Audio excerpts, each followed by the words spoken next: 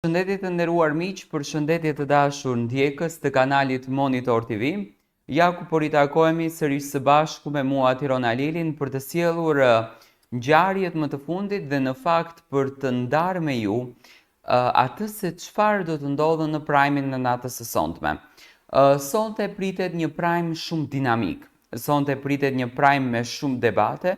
Zakonisht e marta nuk është një nga primet që sjell pozitivitet, që sjell lumturi, apo që sjell surpriza të bukura për banorët. Surprizat zakonisht brenda asaj shtëpie i takojnë së shtunës, por sonte kemi tema për të diskutuar. Do të thënë kemi rihyrje, kemi dashuri të shkatruara, kemi provokime, kemi emocione të pashpjeguara, kemi zdënka, kemi fjalë nga më të rëndat, por kemi edhe prishje të shoqërive, në këtë rast Gjesti dhe Rozana. Por si fillim, do ta nisim nga tema më kryesore, tema e parë e cila do të hapën dyer të këtij spektakli sonte, është Egli Tako, më e komentuara, më e debatuara si brenda shtëpisë, ashtu edhe jashtë saj. Egli ka krijuar një kaos të tërë, do të thënë shumë pyetje, shumë përgjigje, shumë pikpyetje në fakt brenda banorëve të cilët nuk mund t'i japin dot një shpjegim mënyrës se si Egli ka përzgjedhur të rikthehet, por njëkohësisht është edhe një pikpyetje që po ndodhen jashtë shtëpisë së Big Brotherit me fansat e Gjestit, me fansat e saj, me publikun i cili e ndjek 24/7 këtë reality show, duke mos ditur se çfarë përgjigje do t'i jepnin kësaj situate të krijuar brenda kësaj shtëpie. Do thënë është një ngjarje e cila ka krijuar një sër pyetjesh që publiku në fakt nuk ka një lloj përgjigje. Në edicionin e 4 të Big Brother VIP Albania, ngjarjet dramatike kanë kapur kulmin, duke krijuar një atmosferë tensioni dhe emocionuese për publikun.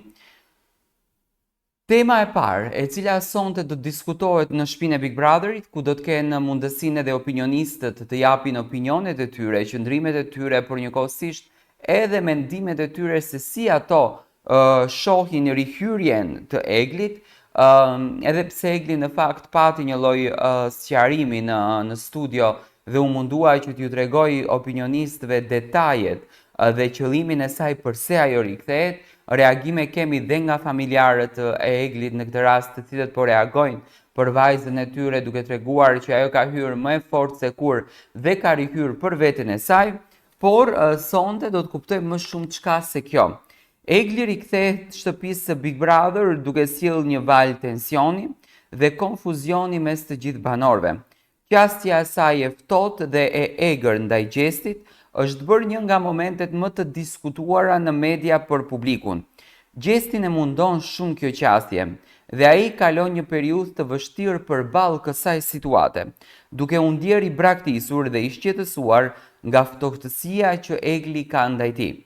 Vuajtjet e tij bëhen të dukshme dhe ai përpiqet të kuptojë arsyet pas këtyre ndryshimeve të papritura nga Egli, që një kohë ishte një nga personazhet më të dashur për të.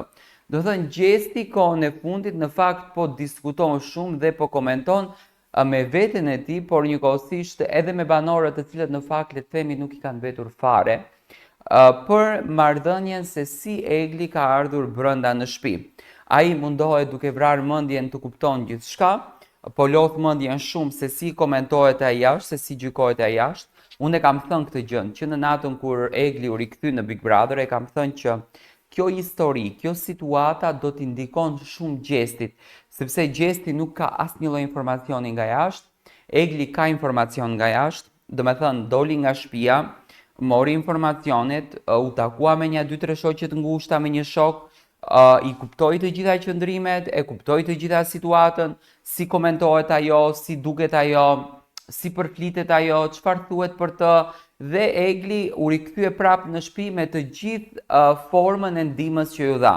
Tani kjo nuk është e drejtë kundër drejt Gjestit edhe Rozanës, sepse Egli ka hyrë me një qëllim të vetëm, të shkatrojë Gjestin edhe Rozanën. Ky është qëllimi i Eglit. Dhe kjo nuk është e drejtë edhe nuk është e bukur, por ja që Egli ka përzgjedhur që ta bëjë. Tani, sonte gjithë kjo ngjarja do të diskutohet, sepse mendoj që edhe produksioni do mbaj përgjegjësi për këtë pjesën se i nxjerr banorët dhe i futën brenda në shtëpi. Por këtë tematikën do të shohim se si do trajtohet në Prime, edhe çfarë mendimi do t'japin edhe opinionistët dhe çfarë mendimi do t'jep Egli në gjitha ato kamera, duke e ditur pa drejtësinë që në fakt i është bërë Gjesti, se Egli ka parë disa video, Egli ka parë çdo gjë jashtë, ndërsa Gjesti nuk ka parë asnjë gjë brenda dhe luajnë dy lojtar kokë më kokë, njëri duke patur informacion, tjetri duke mos patur fare. Tema e dytë do t'jetë Gjesti i vetmuar. Ju e keni parë në shumicën e rasteve, sidomos këto 2 ditët e fundit, Gjesti është gjendur shpesh në përcepat e shtëpisë, duke qarë, duke qenë i mërzitur, duke u menduar, duke u munduar që të gjej forcën edhe të vazhdoj vetëm në këtë lojë, duke përjetuar momente nga më të ndryshmet, ku mbrëm ka plasur edhe në lot, në sauna, që ishte shumë i mërzitur, që ishte shumë i trishtuar, dhe aty në një cep që unë pastaj në video në radhës do ta komentoj këtë dhe do t'i jap shumë vëmendje, thënë Gjesti ka biseduar dhe me Lopën. Lopën Murën, të cilën e sollën në shtëpi, vllau i madh për një sfidë që ju dha banorëve, Gjesti duke mos patur nga askush një lloj dëgjese që ta dëgjonte dhimbjen e tij, zemrën e tij, shpirtin e tij, pikpyetjet që në fakt Gjesti ka në veten e tij, që Egli në asnjë mënyrë nuk toleron që Gjesti të bisedon me të dhe të sqarojnë situatën, Gjesti ka ndarë me Lopën. Dhe në këtë periudhë të vështirë të ngjarjes, Gjesti ka kaluar momente të vështira duke u ndjerë gjithnjë e më shumë i izoluar në atë shtëpi.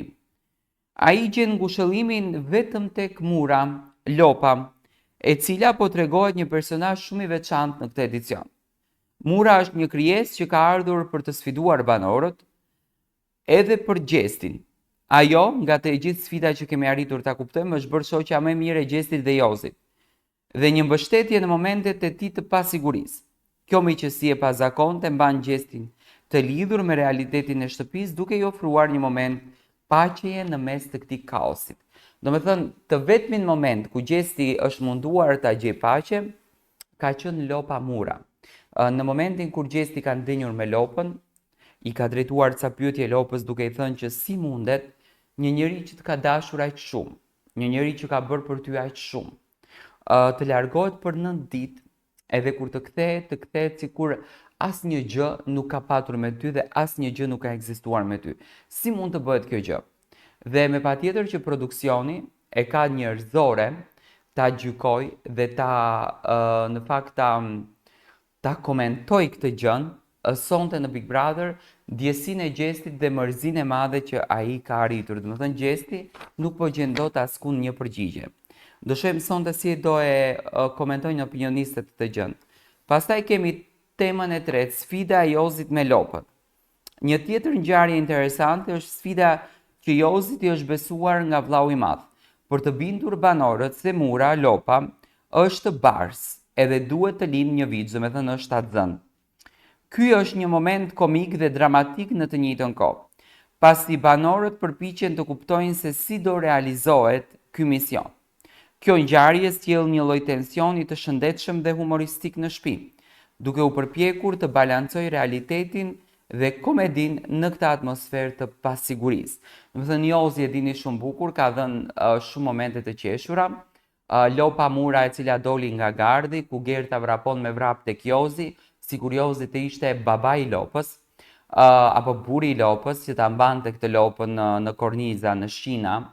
Më pas është interesante që kur Lopa duheshte të pjellën të lindën viçin, që në fakt Lopa nuk ishte shtatzën, nuk ishte bars, po Jozi e kishte mision këtë dhe Jozi sonte do të ketë një avantazh nga vllau i madh, ku Jozi arriti të bindë banorët se Lopa është bars.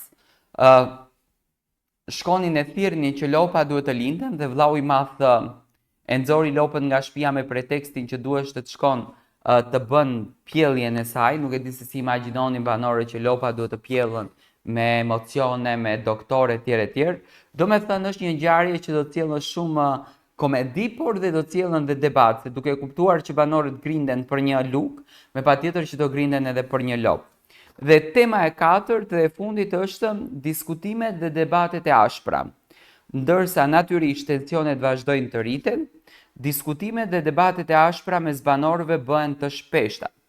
Çdo ditë sjell një përplasje të re, duke rritur nervozizmin dhe pasigurinë mes tyre. Një moment nga temat më të nxehta është kush do të largohet sonte nga shtëpia.